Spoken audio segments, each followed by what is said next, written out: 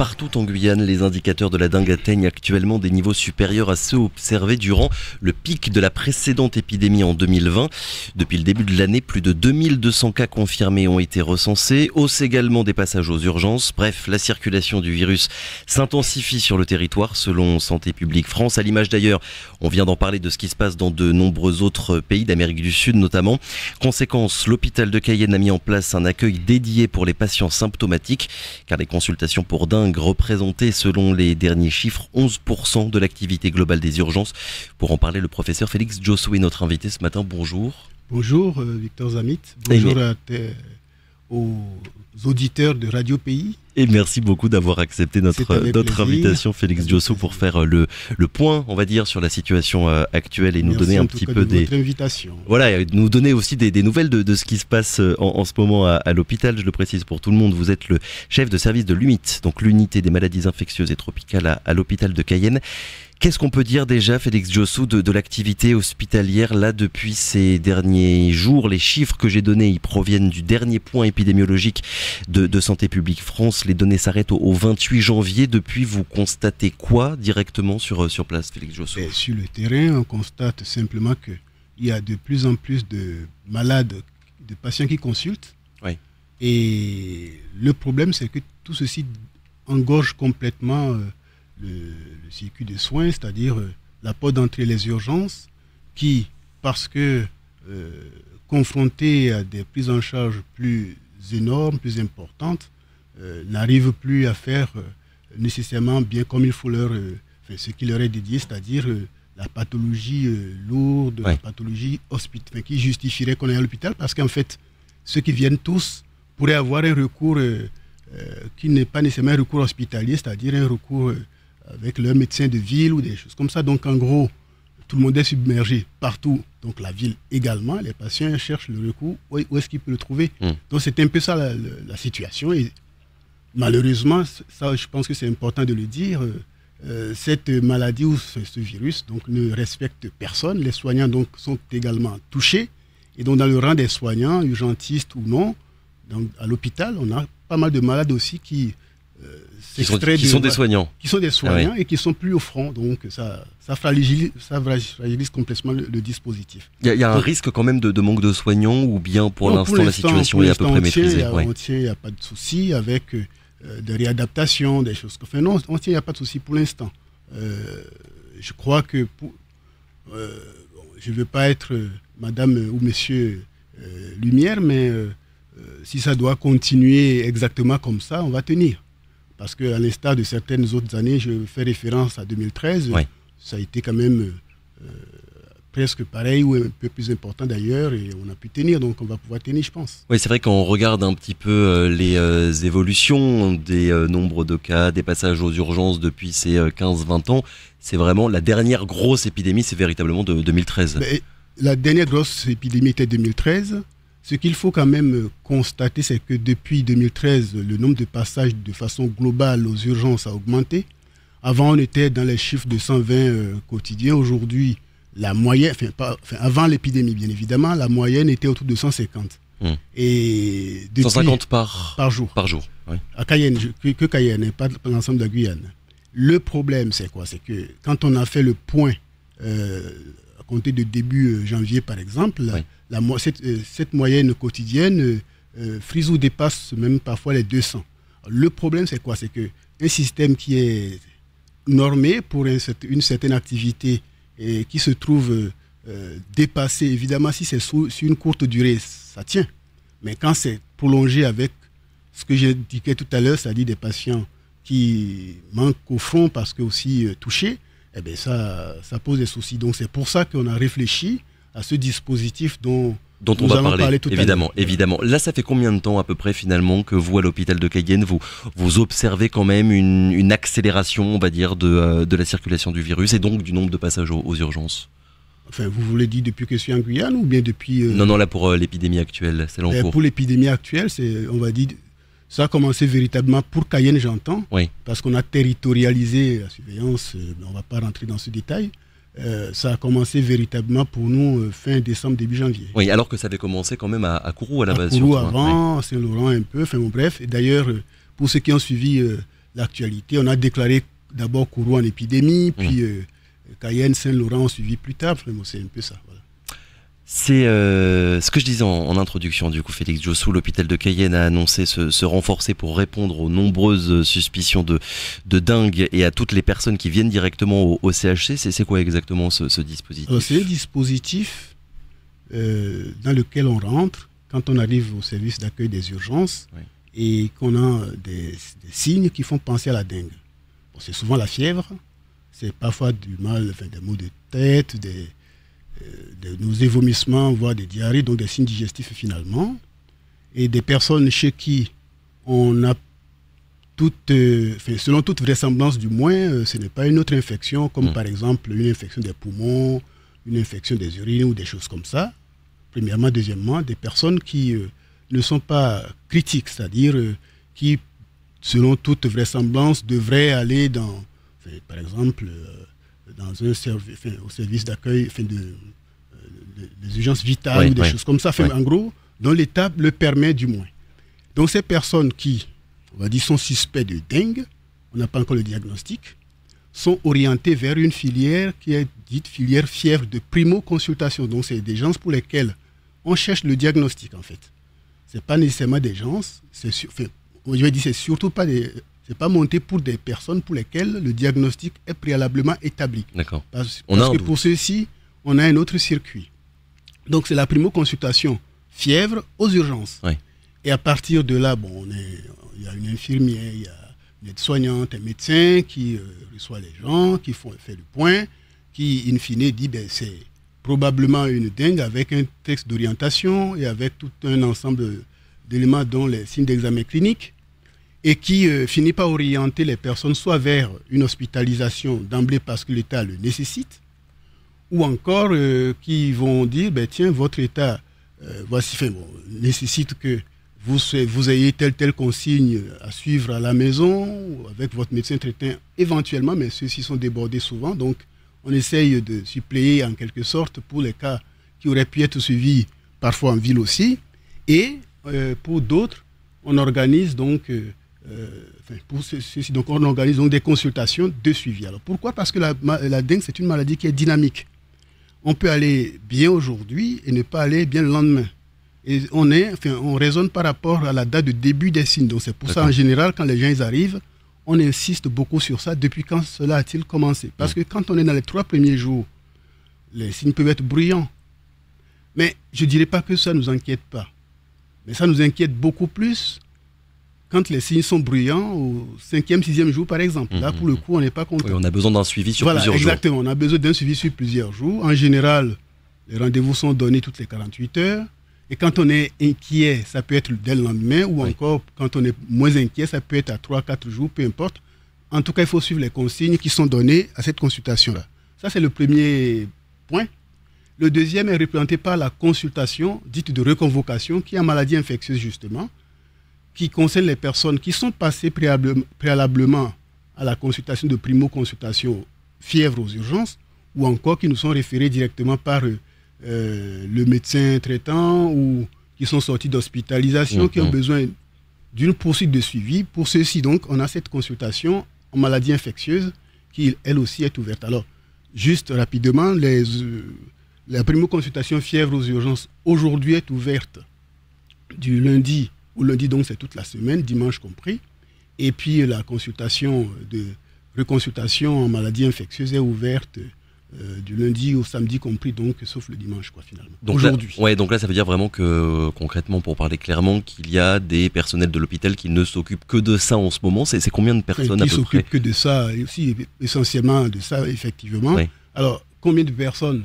Je ne dirais pas le nom, mais par contre je dis au quotidien, c'est-à-dire au quotidien, par amplitude, vous avez un médecin, une infirmière, une secrétaire et une aide-soignante aux urgences, et pratiquement la même chose en maladie infectieuse. Donc ça fait à chaque heure 8 personnes. Donc après, pour que ça tourne, c'est 2 fois plus qu'il faut compter, ou un peu plus de 2 fois plus. Alors ça, ce sont ceux qui font le calcul ou le recrutement qui vous diront combien ils ont mis exactement. Alors, j'ai lu qu'un dispositif similaire, il y en avait eu un, on a parlé de l'épidémie de 2013, précisément à cette époque-là, il y avait eu quelque chose d'à peu près semblable qui a été fait à l'hôpital de Cayenne. C'est à peu près la même chose que ce qui avait déjà été fait par le passé, finalement. La chance qu'on a, c'est que certains acteurs sont toujours là. Donc, en gros, c'est le dispositif que je dirais qui nous a franchement, entre griffes, sauvés. Mais en réalité, ce n'est pas que de 2013 qu'on l'a. On l'avait mis en place déjà au cours de l'épidémie 2004-2005. D'accord. 5-6 plutôt, pour ceux qui sont encore là. C'est d'ailleurs, je dirais, la première fois qu'on a expérimenté ça dans les Antilles-Guyane. Et puis en 2013, on l'a véritablement formalisé, si j'ose dire, parce qu'il y a eu quand même l'épidémie 2009-10, où on l'a... Bon, c'était moins important 2009-2010.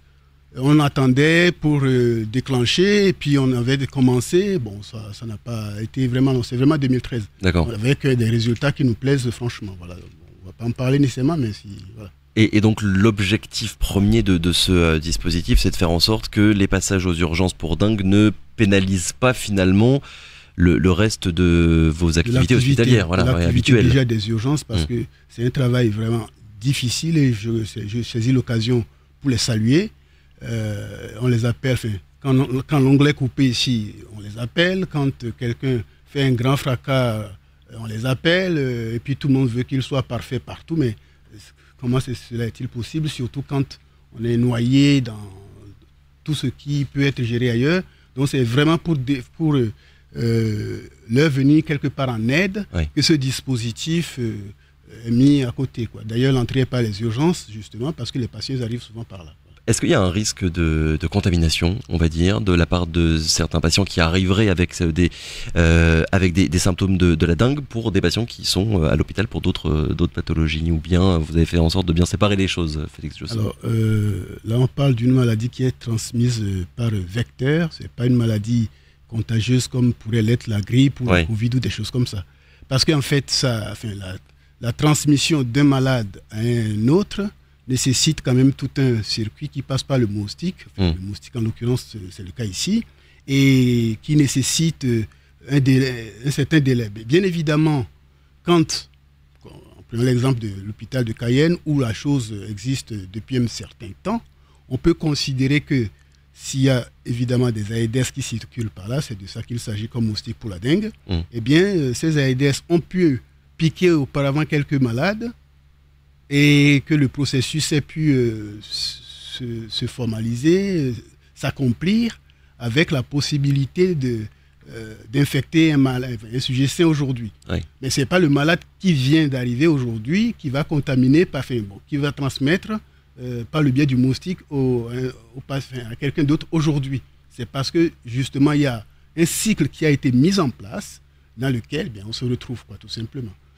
Plus de passages aux urgences, est-ce qu'il y a aussi une augmentation du nombre de cas graves que vous recevez à l'hôpital? Je risque de dire mathématiques, en gros, toutes les maladies, c'est comme ça. Plus il y a de cas, de façon globale, et plus il y en a qui peuvent être graves, parce que c'est comme ça pour toute maladie en général. Alors je reformule ma question, est-ce que le pourcentage finalement du nombre de cas graves que vous recensez là actuellement, quand vous le comparez aux précédentes épidémies, on est à peu près sur les mêmes... C'est trop tôt. Trop tôt pour le dire. C'est trop tôt pour le dire.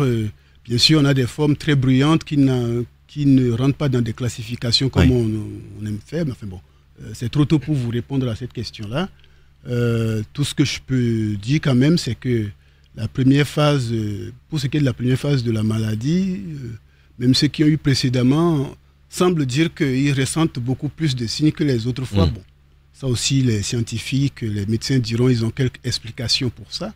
Mais enfin, de l'avis presque général, c'est quand même assez bruyant comme symptôme, mais les classifications qu'on doit faire pour répondre à la question ne sont pas terminées, sont en cours pour les cas en cours, et puis il faut suivre l'épidémie jusqu'à la fin. Bon, évidemment. Là, on parle de l'hôpital de Cayenne depuis tout à l'heure. Comment est-ce que vous travaillez avec les autres hôpitaux, Kourou, Saint-Laurent? On l'a dit, tous les secteurs de la Guyane sont touchés. Du coup, est-ce qu'il y a une coopération?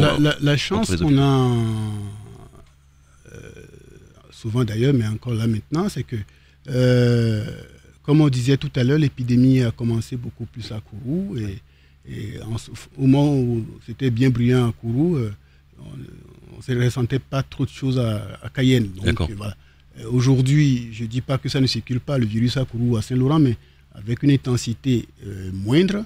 Les services d'urgence de Kourou et de Saint-Laurent sont moins impactés aujourd'hui, je dis bien aujourd'hui, que Cayenne. Oui. Mais ce qu'on espère, c'est que s'ils devraient l'être de façon plus importante à nouveau Kourou et Saint-Laurent, que Cayenne, que les taux se desserrent et qu'on puisse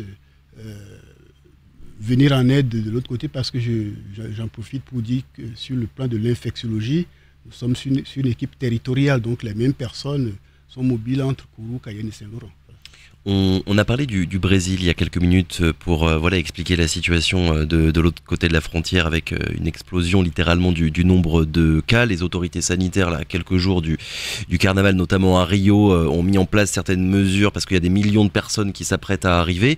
En Guyane, période aussi du carnaval, on voit bien les rassemblements, ils se multiplient là depuis plusieurs semaines. Est-ce qu'il y a une crainte de votre côté que la circulation du virus s'intensifie encore un peu plus, même si on l'a bien compris, évidemment ça passe par le moustique et pas forcément, c'est pas une maladie respiratoire comme le Covid, quoi. Enfin, je crois que les messages qui sont délivrés là, de communication via l'ARS, via la collectivité territoriale de Guyane sur la gestion des gîtes, pour éviter de constituer des gîtes plus exactement, pour se protéger quand on se sent malade, parce que c'est le malade qui sera piqué par le moustique pour que le cycle puisse se constituer, comme j'expliquais ce tantôt. Je crois que ce sont des messages importants pour tout le monde. Ceux qui sont en bonne santé ou apparemment en bonne santé doivent éviter de se faire piquer par les moustiques. Et puis ceux qui se sentent malades, éviter de se faire piquer pour pas que le cycle se constitue à partir d'eux. Donc c'est des messages importants et surtout les gîtes à détruire et à ne pas créer, quoi. Je pense qu'au niveau où on est en Guyane, dire qu'on met des barrières, je crois que... le retour des gestes barrières ou ce genre de choses-là, oui, ce serait prématuré. Non, les gestes barrières, si j'ose dire, pour ce qui est de ce cas, de cette pathologie, c'est cela que je viens de citer. Oui. On ne peut pas faire plus. Je ne pense pas qu'il soit nécessaire d'aller plus loin que ça, en fait. Est-ce que, d'ailleurs, vu qu'on parle de ce sujet-là, est-ce qu'on sait maintenant bien réagir? C'est pas la première épidémie, ce sera pas la dernière. Avant-hier, il y a eu cette conférence de presse de la CTG, l'ARS et la préfecture. Chacun dans son domaine a annoncé la mise en place de certaines mesures. Est-ce que les pouvoirs publics, de manière générale, Félix Jossou, d'après ce que vous constatez, vous directement sur place, services de l'État, collectivités et les hôpitaux, est-ce qu'on arrive collectivement à bien nous organiser, on va dire, pour répondre à une épidémie comme celle dans ce moment? Alors, on vit sur quelques acquis, expériences ou autres, et le regret que nous avons encore pour ceux qui sont là depuis un petit moment, c'est que, et ça c'est pas la faute à quelqu'un, c'est parce que la Guyane malheureusement passe d'épidémie en épidémie, il y a toujours quelque chose de critique donc qui mobilise tout le monde. Nous n'avons pas su, à mon avis, je suis le premier concerné évidemment, capitaliser sur toutes les expériences, avoir des fiches réflexes bien prêtes, et je crois que c'est l'occasion, et ça tout le monde, malheureusement on le dit à chaque fois, mais je pense que cette fois-ci il faut qu'on y arrive. On a, si on est préparé, c'est sûr. Avec des processus qui sont établis et qu'on répète. On peut faire mieux. Oui. C'est plutôt comme ça que je dois vous répondre. Sur quel point, par exemple, est-ce qu'on peut encore s'améliorer? Est-ce que sur les fiches réflexes à actualiser, qu'ils soient prêtes, qu'ils soient utilisables facilement. On n'est pas tout à fait au point sur ça. C'est l'autocritique que je me fais. Il faut qu'on y arrive, c'est sûr. Voilà. Ouais, pour être les plus opérationnels possible. Qu'est-ce qui explique, sur le cas de la dengue, cet aspect cyclique, on va dire, des épidémies, Félix Jossou? Quand on regarde l'évolution des indicateurs, encore une fois, sur les 15-20 dernières années, on voit bien que ça monte et ça descend. Il y a des épidémies, puis des périodes interépidémiques. Comment est-ce qu'on explique ça, ce va-et-vient finalement? Alors, c'est assez compliqué, si j'ose dire. En fait, nous, en Guyane, on est considéré comme un territoire où la dengue circule tout le temps, à des niveaux...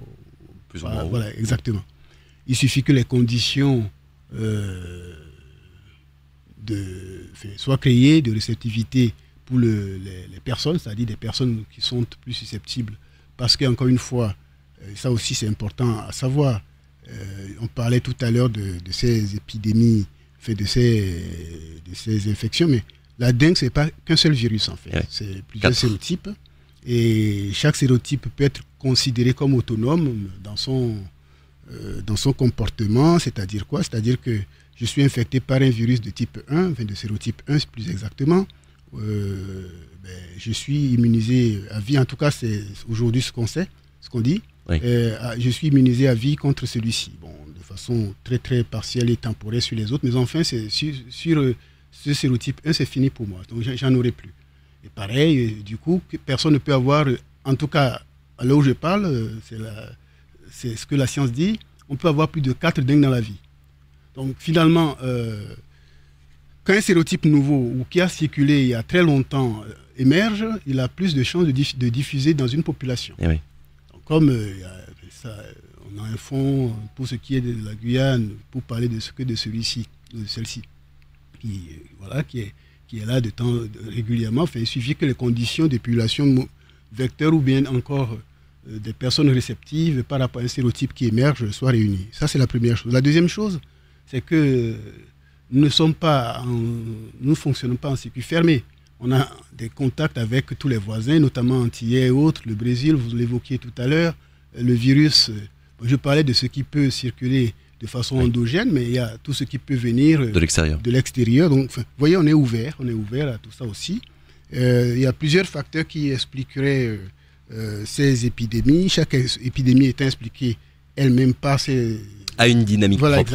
Exactement. Donc, voilà ce que je peux dire brièvement. Pour revenir et compléter ce que vous avez commencé à dire sur les différents types de sérotypes du virus de la dengue qui existent, en ce moment les deux qui circulent, c'est le numéro 2 et le numéro 3. Et le numéro 3, on ne l'avait pas vu depuis longtemps, une vingtaine d'années, c'est bien ça sur le territoire? C'est pour ça que quand il est apparu, tout le monde a eu peur. C'est un peu ce que j'expliquais tout à l'heure avec un sérotype qui n'a pas circulé il y a longtemps, vis-à-vis duquel on a plus de personnes vulnérables ou susceptibles, comme on dit nous. Et qui, la population n'est pas immunisée en fait finalement à ce sérotype de manière ou encore ceux qui sont immunisés, ils ont vieilli ou ils ont quitté, les nouvelles personnes établies là n'ont pas connu celle-là. On le disait tout à l'heure, les indicateurs sont déjà plus élevés que ceux qu'on a vus pendant le pic de la précédente épidémie en 2020. Est-ce qu'on arrive quand on regarde les courbes, à savoir, à prédire peut-être quand est-ce qu'on va franchir le pic de cette épidémie actuelle là, où c'est impossible? C'est la difficulté en Guyane de prédire la fin des épidémies qui parfois sont très très très très longues. J'espère qu'on ne va pas avoir la même situation cette fois-ci, mais enfin, quand je reprends 2013, on a eu une épidémie qui a duré plus de 8 mois. Mais j'espère bien que ce ne sera pas le cas. Quand je dis 8 mois, ce n'est pas 8 mois avec la même intensité. C'est le début. Quand on a dépassé le seuil, quand on a considéré ce qu'on a en dessous du seuil plus tard, ça a duré longtemps. D'accord. Non, enfin, on ne va pas... Et puis quand il y a eu la Covid, vous voyez, on a eu une courbe qui était étêtée par rapport aux autres. Ce n'est pas du tout le cas aux Antilles où on a des pics très élevés et puis très très vite. Enfin, je crois que tout ceci est lié à la population avec l'espace qui nous est heureusement donné ici en Guyane, contrairement aux autres où ils sont plus confinés. Enfin, je crois qu'il y a une explication dans ça pour ce comportement-là. En tout cas, qu'est-ce qu'on peut dire de la dynamique de cette épidémie? On y est, quoi. Je pense qu'il vaut mieux essayer de suivre et ne pas se laisser trop surprendre. C'est tout ce que je peux dire à cette étape, moi, personnellement. On a commencé à parler du Brésil il y a quelques minutes, Félix Diossou. Il y a une campagne de vaccination de masse contre la dengue qui a débuté. Le ministère de la Santé brésilien prévoit de vacciner plus de 3 millions de personnes là, dans les mois qui viennent. La même chose en Guyane, c'est envisageable ou pas du tout? Alors, il faut savoir que vis-à-vis de la dengue, on a, il y a 3, mais par exemple, il y a un seul vaccin qui a une autorisation de mise sur le marché, c'est Dengvaxia. Oui. Il y a un autre qui est sur le parcours qui s'appelle Qdenga. Alors là, ce sont deux vaccins qui ne sont pas exactement les mêmes. Dengvaxia, il y avait eu tout un avis demandé au niveau des autorités sanitaires françaises. Il a été considéré que ce n'était pas utile de le mettre, de vacciner tout le monde de la façon dont on peut l'imaginer ailleurs pour plusieurs raisons qu'on ne va pas nécessairement développer. Qdenga, qui est en cours de développement encore, puisque le processus n'est pas terminé pour eux, même si eux, au niveau pharmaceutique, industriel, ils ont fait tout ce qu'il faut, c'est tout le reste, côté administratif et enregistrement, qu'ils sont en train de faire maintenant. Qdenga pourrait avoir quelques avantages probablement.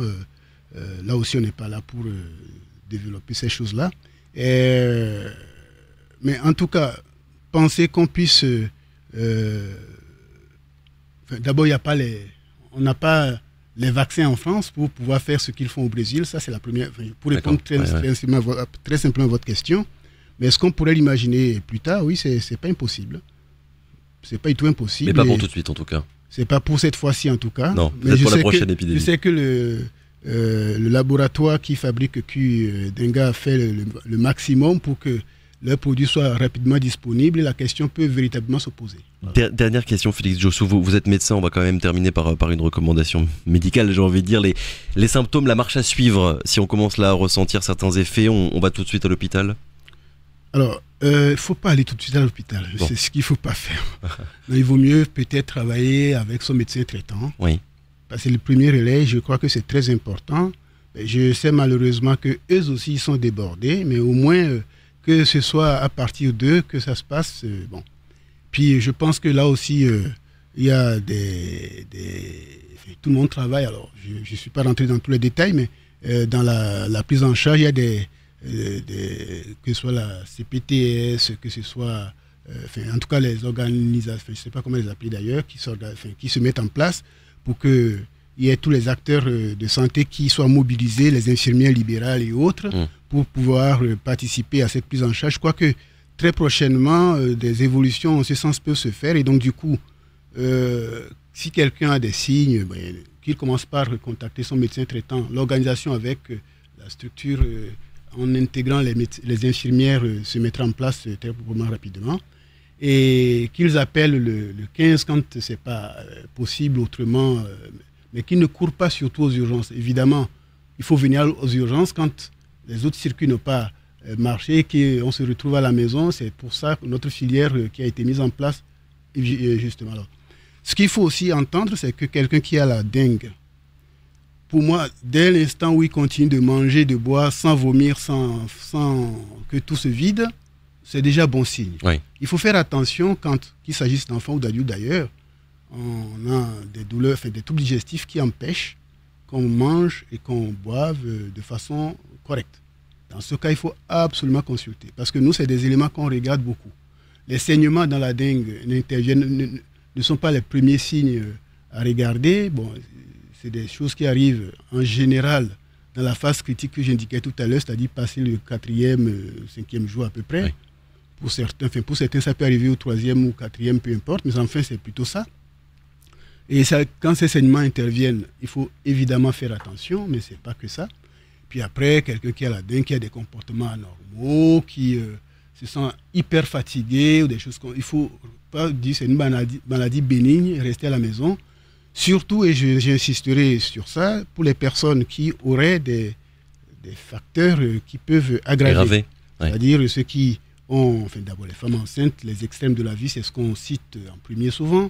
Mais enfin, pour tous ceux qui auraient des pathologies de l'hémoglobine, que ce soit la drépanocytose ou autre, même si ce n'est pas la drépanocytose complète, mais ce qu'ils appellent très drépanocytaire, il faut faire attention. C'est plus vigilant que d'habitude. Exactement. Ouais.